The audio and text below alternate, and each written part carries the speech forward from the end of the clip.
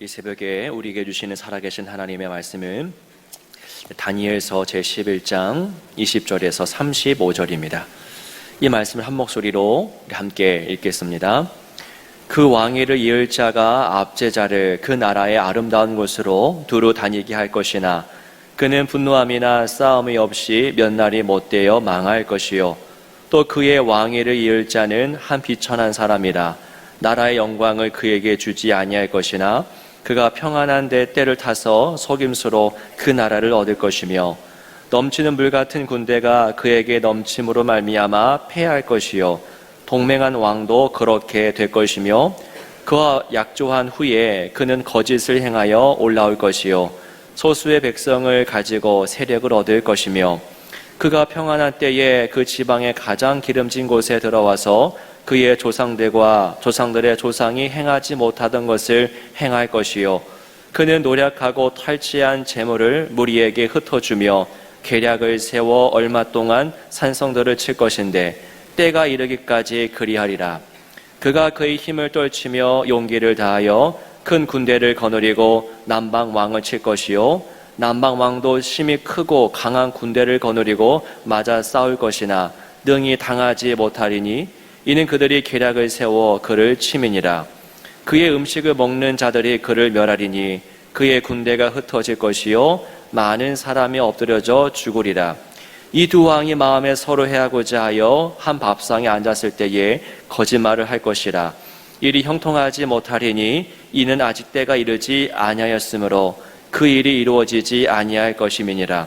북방 왕은 많은 재물을 가지고 번국으로 돌아가리니 그는 마음으로 거룩한 언약을 거스르며 자기 마음대로 행하고 본토로 돌아갈 것이며 작정된 기한에 그가 다시 나와서 남방에 이를 것이나 이번이 그 전번만 못하리니 이는 기띔의 배들이 이르러 그를 칠 것임이라.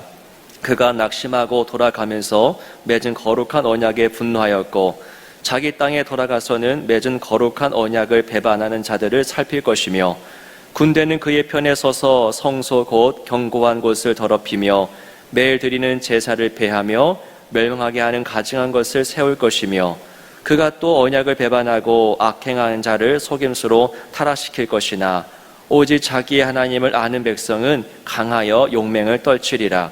백성 중에 지혜로운 자들이 많은 사람을 가르칠 것이나 그들이 칼날과 불꽃과 사로잡힘과 약탈을 당하여 여러 날 동안 몰락하리라. 그들이 몰락할 때에 도움을 조금 얻을 것이나 많은 사람들이 속임수로 그들과 결합할 것이며 또 그들 중 지혜로운 자 몇 사람이 몰락하여 무리 중에서 연단을 받아 정결하게 되며 희게 되어 마지막 때까지 이르게 하리니 이는 아직 정한 기한이 남았음이라. 아멘. 아멘. 네, 다소 난해하게 보이는 오늘의 본문의 말씀은 북왕국과 남방왕의 계속되는 다툼과 또 그 사이에서 하나님의 백성이 당하는 고난에 대한 내용입니다. 자, 본문은 헬라 왕국이 4개로 나뉘어진 이후에 북방의 셀레우코스 왕조와 그리고 남방의 프톨레마이오스 왕조가 전쟁한 과정을 바탕으로 합니다. 그래서 이 본문이 낯설게 느껴지는 겁니다. 좀 복잡해 보이는 것이 사실이죠. 자, 두 왕조에 속한 왕들이 서로 쟁탈전을 벌이면서 역사의 무대에서 오르락 내리락 합니다. 자, 이런 역사적인 예언을 통해서 인간의 역사는 자신이 살기 위해 남을 이용하고 또 짓밟고 배신하는 것을 상식으로 삼는다고 하는 것을 다시 한번 깨닫게 됩니다. 자기 살기 위해서 남을 죽이는 것은 그런 어려운 일이 아니라는 것이죠. 이러한 세상 왕국의 틈바구니 속에서 누가 살아갑니까? 하나님의 나라, 하나님의 백성이 살아갑니다. 세상 왕국들이 자기들의 이권을 위해서 싸움을 벌이지만 그 싸움의 불똥이 하나님의 백성에게도 떨어집니다. 남방과 북방이 서로 싸우는데 그 불똥이 주의 백성에게도 떨어진다는 겁니다.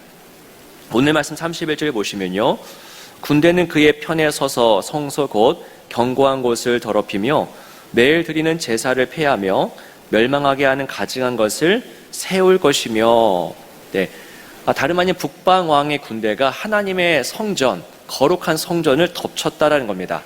그들은 너무나 완악했고 또 하나님의 성전 안에서 이루어지는 모든 제사를 폐하는 일을 범합니다. 그리고 가증한 것, 즉 거룩한 곳에 어울리지 않은 아주 악한 것, 비천한 것을 그 성전 안에 세웠다라고 하는 것이죠. 자, 하나님의 백성이 가장 거룩하고 귀하게 여기는 그 성전, 그 누구보다 그 성전을 자기 생명처럼 지켰는데 그 성전을 보란듯이 짓밟고 더럽혔던 것입니다. 여러분, 성전, 여러분도 아시겠지만 이 성전은 신앙에서 가장 중요한 공간이었고 뿌리 깊은 역사를 지닌 것, 또 많은 기억이 담긴 곳이지 않습니까? 이런 곳을 더럽혔다라고 하는 것은 너무나 큰 파괴력을 가진 행동이었을 것입니다.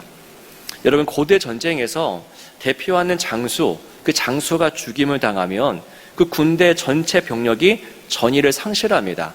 그러니까 골리앗과 다윗의 싸움도 대표자들의 싸움입니다.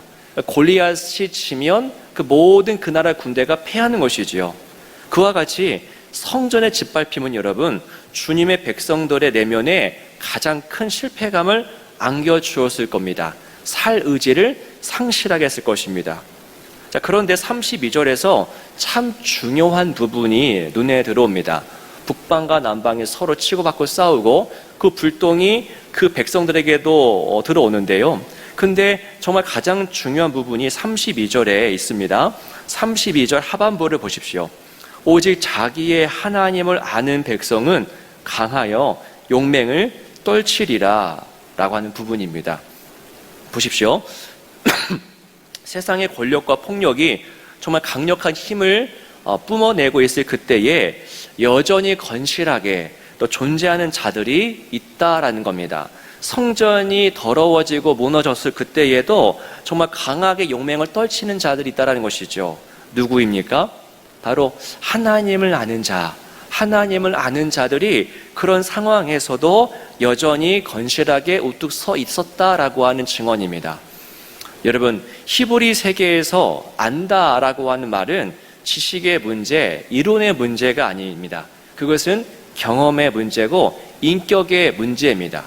그러니까 부부가 서로 결혼해서 서로 깊이 아는 그 정도의 알미, 안다라고 하는 의미입니다. 하나님을 외워서 아는 것이 아니라 인격적으로 하나님을 아는 것을 의미합니다. 그러니까 하나님을 교리적으로만 아니라 하나님을 정말 사랑하는 겁니다. 남편이 아내를, 아내가 남편을, 그 아담이 하와를 보면서 내 뼈 중에 뼈요 살 중에 살입니다라고 고백했던 것처럼 하나님을 정말 자기의 모든 것으로 여기듯이 사랑하는 것을 말하는 겁니다. 여기서 말하는 하나님을 아는 자, 그게 바로 하나님을 죽도록 사랑하는 자, 하나님을 너무나 기뻐하는 자를 의미합니다. 세상 모두가 주님의 백성들을 박해하고 짓밟겠지만 그 가운데서도 꿋꿋하게 버티는 자들이 있습니다. 바로 하나님을 아는 자들이죠. 우리는 흔히 지피지기면 백전백승이라고 말합니다. 그러니까 나를 알고 남을 알면은 모든 싸움에서 패하지 않는다라는 말인데요. 하나님의 백성들 여기 여러분 중요한 한 가지를 더해야만 합니다. 바로 한번 따라하겠습니다. 지신. 누구를 아는 겁니까? 하나님. 하나님 아는 겁니다. 나를 알고 남을 아는 것이 세상 이기는 방법인데요. 그런데 하나님 나라의 승리의 방법은 이것뿐만이 아니라 가장 중요한 분을 아는 것, 하나님을 아는 것을 더해야 됩니다. 우리가 자녀들에게 많은 것을 가르쳐 줍니다. 물려주기도 합니다. 자녀들에게 심어줄 수 있는, 더 나아가 심어줘야만 하는 가장 중요한 것이 무엇이겠습니까? 하나님을 아는 지식, 하나님을 경외하는 마음입니다. 이 하나님을 아는 지식이 있으면 그 자녀는 언제 어디서든지 어떤 상황에서든지 승리할 수 있는 것이죠. 다니엘이 하나님을 아는 것이 무엇인지 지금까지 잘 보여주지 않았습니까?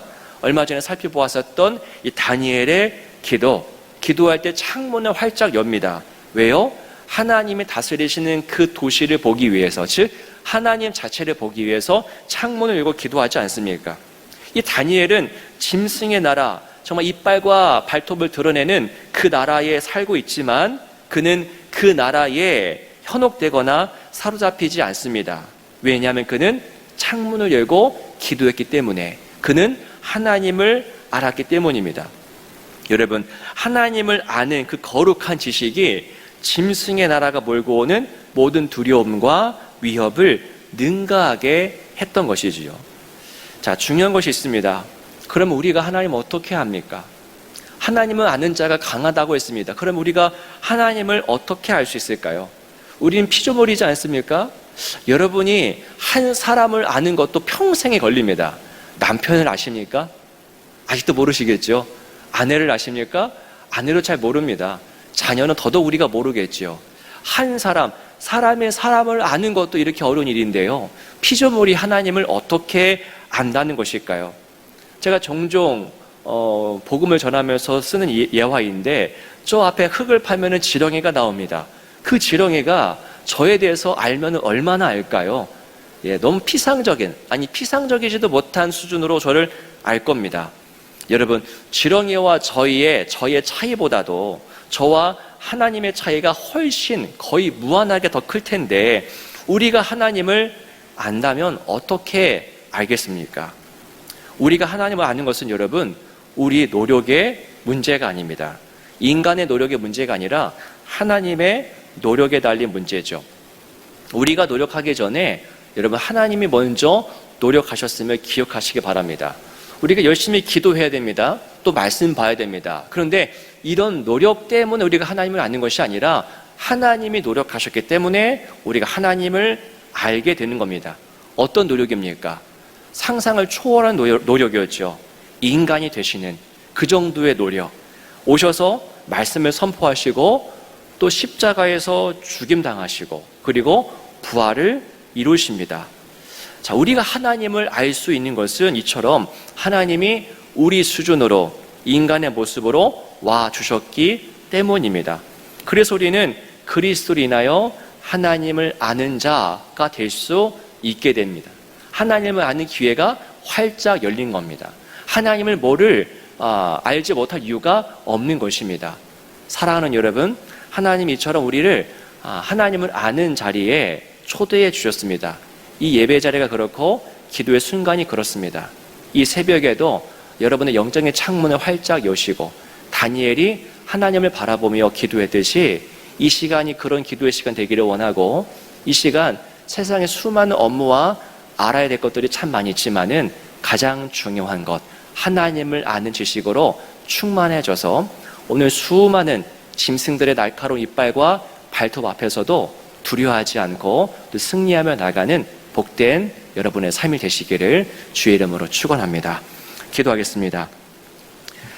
살아계신 주 하나님 아버지, 짐승의 나라 한복판 속에서 살아가고 있는 우리의 성도들의 삶을 위로해 주시고 또한 격려하여 주옵소서.